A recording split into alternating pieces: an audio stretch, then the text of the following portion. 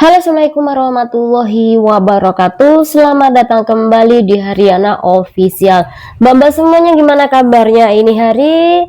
Semoga sampai semuanya sehat selalu di perantauan, amin. Semoga mbak-mbak semuanya terhindar dari mara bahaya. Semoga dipermudah urusannya, mbak, amin.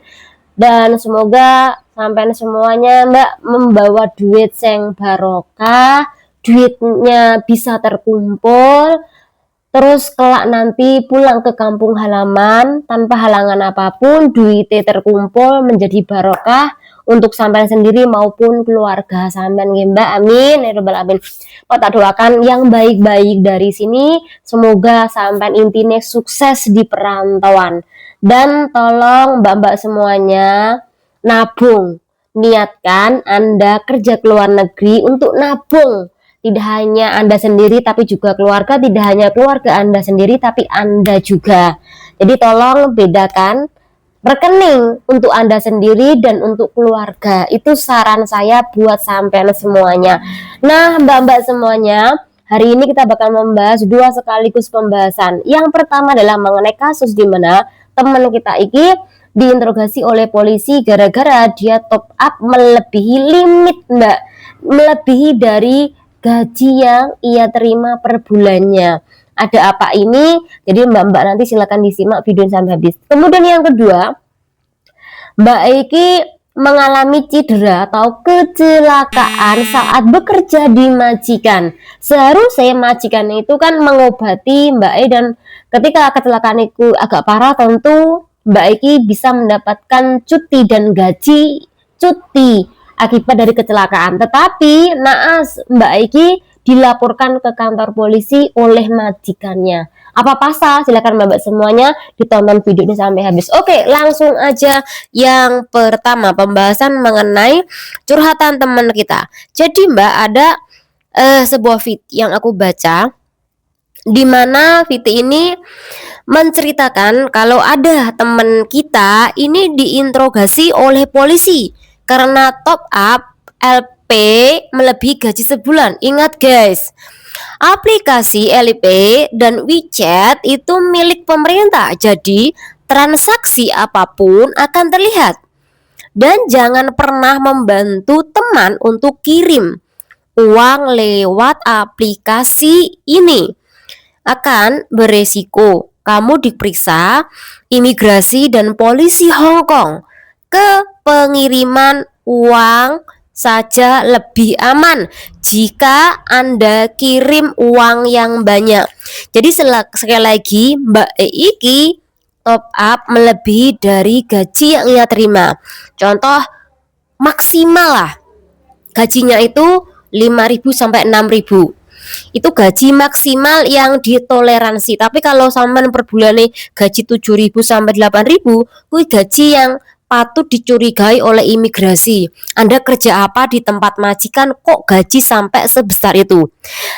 Jadi itu kenapa kalau gajinya terlalu banyak itu tidak diperbolehkan dimasukkan ke kontrak kerja, Mbak. Tidak diperbolehkan karena takutnya pihak dari imigrasi iki mencurigai bahwa Anda kerja selain di tempat majikan. Oke, mbak-mbak semuanya yang harus sampai ingat bahwa dua aplikasi pengiriman ini dan top up ini benar ini milik warga lokal Hong Kong.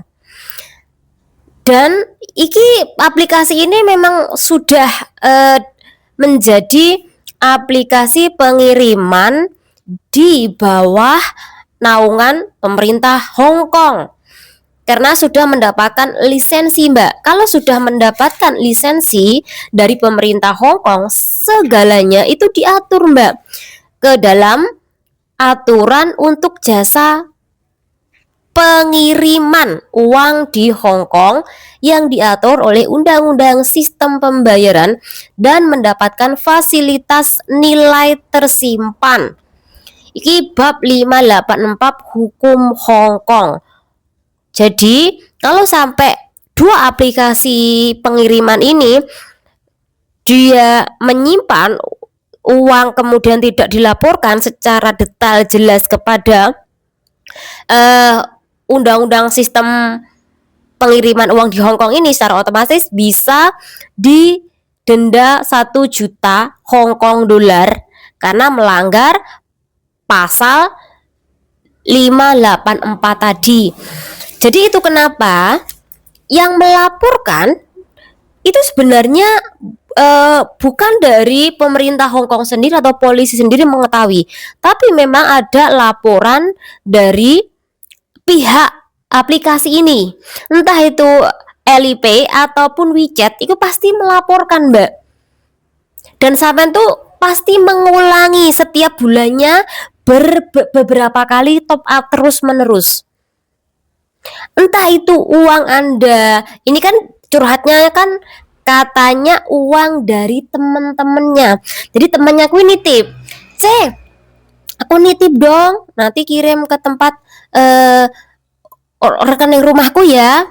Isi Mbak A. Kemudian Mbak B, aku juga ya 2.500, yang satunya lagi 3.000. Kemudian si Mbak C mau nitip lagi sebesar 1.500. Kemudian ada lagi nih Mbak D yang mau nitip lagi, wilih parah Mbak, yaitu sebesar 5.000 dolar Hong Kong karena gaji dia tinggi.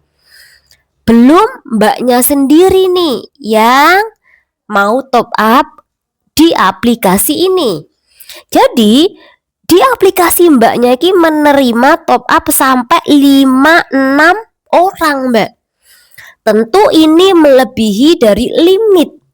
Apalagi kalau dia kirimnya ini dalam 1 bulan bisa mencapai 30.000 lebih. Dan itu dia melakukannya berulang kali. Mungkin kalau 1 kali masih ditoleransi. Tapi kalau dia melakukannya setiap bulan 30.000, 20.000, kemudian ada yang sampai 10.000, bahkan yang paling parah dia sering banget 30.000 dolar Hong Kong tadi. Secara otomatis walaupun ini kan batas maksimalnya limit kan 30.000 Hong Kong dolar karo di Alipay. Nah kalau di WeChat sendiri kan 10.000 iki per bulannya Mbak. Tapi kalau per harinya ini batas maksimalnya kan 9 jutaan kalau kirim di Indonesia. Kalau top up kirim di Hong Kong ini kan sebesar 5.000 dolar Hong Kong. Kalau limitnya paling banyak maksimalnya yaitu Mbak 30.000 dan 10.000. Tapi Anda mengulangi beberapa bulan. Tentu ketika mengulangi beberapa bulan sampai 10.000, 20.000, 30.000, tentu curiga. Mungkin kalau setengah tahun mungkin sampai 2 kali lah, atau setengah tahun sampai 3 kali batas maksimalnya. Wih masih mending Mbak. Tapi kalau sampean setiap bulan sampai bisa mengumpulkan 10.000, 20.000, 30.000, tentu pihak dari aplikasi ini curiga. Ini uang emak dari mana? Sampean pembantu, batas maksimalnya gajinya kan 5.000, 6.000 lah, majikan baik banget. Segitu. Emang sampean di Hong Kong nggak beli keperluan dari tempat majikan? Nggak pernah libur toh? Nah ini menjadi kecurigaan oleh pihak aplikasi ini. Kemudian ketika mendapatkan kecurigaan, di saat itulah dia harus melaporkan Mbak ke pemerintah Hong Kong, yaitu ke sistem keuangan Hong Kong. Nah dari sistem keuangan Hong Kong kemudian melaporkan kembali ke polisi. Karena di sini sama dianggap melakukan pelanggaran termasuk kriminal. Apakah sama dicurigai ikut money laundry? Tentu berhadapan dengan polisi. Maka saat itulah Anda bisa didatangi ke tempat majikan untuk diinterogasi. Uangnya dari mana? Kok segitu banyaknya? Kamu sering sekali kirim dalam jumlah yang hampir limit, mencapai limit. Terus sama tanyain, sama pas jawabnya jujur, ini loh Pak, temanku titip, ini. Nah kalau sudah ada kejelasan, kemudian polisi ini langsung menghubungi teman-teman Anda, kemudian menanyakan secara detail, dan kemudian clear, Anda bakal dilepaskan. Tapi kalau tidak, Anda bakal suruh ke kantor polisi untuk diinterogasi lebih lanjut lagi. Jadi kalau memang tidak ada masalah, memang sama tidak bakal suruh ke kantor polisi untuk diadresi lebih lanjut lagi. Ini cuma ditanyain kemudian udah itu aja Mbak. Ketika sama datangi oleh pihak polisi ini. Jadi sebenarnya mudah asal Anda jujur aja. Uang dari mana? Contohnya Mbak ini tadi. Ini kan uang teman-temannya dia yang nitip. Nah, itu masih mending Mbak. Karena polisi percaya dan pasti bakal melepaskan Anda. Tapi pasti Anda bakal diperingatkan lagi untuk tidak melakukan hal yang sama. Kalau Anda tetap menerima uang teman-teman Anda untuk dikirim ke kampung halaman ke keluarga mereka, polisi akan menindak tegas. Karena apa? Itu aplikasi milik Anda sendiri. Tidak diperbolehkan orang lain nitip ke Anda. Jadi hati-hati untuk mbak-mbak semuanya ya. Mungkin sepele, tapi kalau sampean keseringan melakukannya, tentu pihak dari aplikasi ini mencurigai dan lapor polisi. Kemudian polisi langsung menindak Anda dengan cara datang ke tempat majikan Anda. Oke Mbak, kasus yang kedua. Mbak Eki kerja jaga nenek. Ada majikan juga dada sinsang. Kemudian majikan dia iki liburan Mbak, tidak jelaskan liburan ke Cina atau mungkin ke Taiwan atau mungkin ke Jepang. Intinya majikannya iki sedang libur. Tiba-tiba si nenek iki telepon majikannya. Contoh nama majikannya, nama anaknya itu kan Sri atau nama majikan Mbak namanya Sri. Nah nenek iki telepon anaknya dia, Sri, itu loh cecemu terjatuh.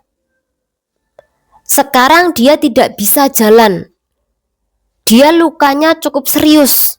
Jadi jatuh ketika Mbak Eki kerja di tempat majikan. Nah kok bisa dia jatuh tuh loh Mak? Gimana ceritanya? Nah si Bobo ini atau emaknya majikannya ini ngomong gini. Iya Sri, itu cecemu main HP. Jadi ketika dia main HP akhirnya dia jatuh. Nah, mendapati laporan dari bobonya atau dari emaknya lah, kalau pembantunya jatuh di tempat kerja gara-gara main HP, secara otomatis si majikan nggak mau disalahkan nantinya. Makanya dia lapor nih ke labor departemen kalau ceceku kilo jatuh gara-gara dia main HP. Saat ini dia sedang dirawat di rumah sakit. Nah, mendapati laporan dari salah satu majikan, secara otomatis pihak dari imigrasi ini mendatangkan polisi Mbak untuk mengecek kebenaran. Makanya Mbak Ekwi diinterogasi waktu di rumah sakit. Cece, kamu hari itu jatuh di tempat majikan, apa kamu main HP? Mbak Eki jawab, enggak Pak Pol, aku tidak main HP. Saat itu aku kerja, mungkin disuruh sama si bobonya kerja-kerja malam atau kerja-kerja waktu sore. Karena kerja, dia mungkin enggak konsen dengan tubuh yang mungkin lelah juga, ngantuk. Akhirnya Mbak Eki kecelakaan Mbak di tempat kerja. Nah karena tidak mau nih nantinya anaknya Bobo ini marahin dia, akhirnya Bobo ini membuat alibi itu Mbak. Seolah-olah Cece jatuh karena kesalahan dia sendiri. Nah mengetahui kebohongan si Bobo ini, akhirnya si polisi ini bilang, nanti kalau sampai majikanmu mengusir kamu, laporkan nanti ke labor departemen dan juga ke imigrasi. Sampai jika kamunya diinterminate nanti oleh mereka. Nah saat ini kondisi nih Mbak E lagi di rumah sakit akibat terjatuh atau kecelakaan kerja di tempat majikan. Yaitu Mbak, iki cerita singkat yang aku baca. Nah untuk kasus seperti ini tentu majikan nggak mau ngambil risiko apabila ada salah satu Cece yang kecelakaan di tempat dia bekerja. Wajar aja ya Mbak kalau Bobo ini membuat alibi atau cerita yang berbeda kepada anaknya dia tentang cecenya tadi yang terjatuh. Mungkin karena si Bobo ini tidak mau disalahkan oleh anaknya dia. Kenapa kok menyuruh cecenya mungkin malam-malam kerja, menyuruh cecenya ketika dalam kondisi yang sudah gelap kerja, atau mungkin ketika sesuatu yang berbahaya menyuruh cecenya melakukan. Akhirnya dia jatuh karena nggak mau nih anaknya dia nanti marah sama Bobo. Akhirnya dia membuat alibi tadi kalau cecenya jatuh itu karena main HP. Dan mungkin majikannya pun ini juga tidak mau rugi apabila Cece ini kecelakaan kerja di tempat majikan. Tentu ada juga aturan ganti rugi untuk PRT-nya yang dilakukan oleh majikannya. Ini sesuai Mbak dengan IOC, Employees Compensation Ordinance. Jadi memang ada aturannya. Cedera saat bekerja ada gaji selama cuti sakit, kemudian juga gaji dan biaya pengobatan, baik itu rawat inap maupun rawat jalan, itu semuanya ditanggung oleh majikan. Dan itu asuransi harus wajib disediakan oleh majikan. Jadi ketika Mbak Ikui masa-masa sakit berbaring di rumah sakit, dia tetap mendapatkan gaji. Nah, enak kan Mbak? Kalau kita kerja di tempat majikan, segala biaya sakit kita itu ditanggung oleh majikan. Beda kalau kita OS ataupun kita minta suaka, itu tidak dia menanggung saat kita sakit Mbak, karena tidak ada majikan, tidak ada tertera di dalam kontrak kerja. Kalau ada kontrak kerja secara sah itu enak Mbak. Semua yang bertanggung jawab atas diri kita yaitu majikan kita, asal kita kecelakaannya di tempat majikan. Jadi memang banyak sekali drama-drama majikan yang dilakukan oleh mereka untuk menghindari ngasih gratis kesehatan, ngasih gaji secara buta.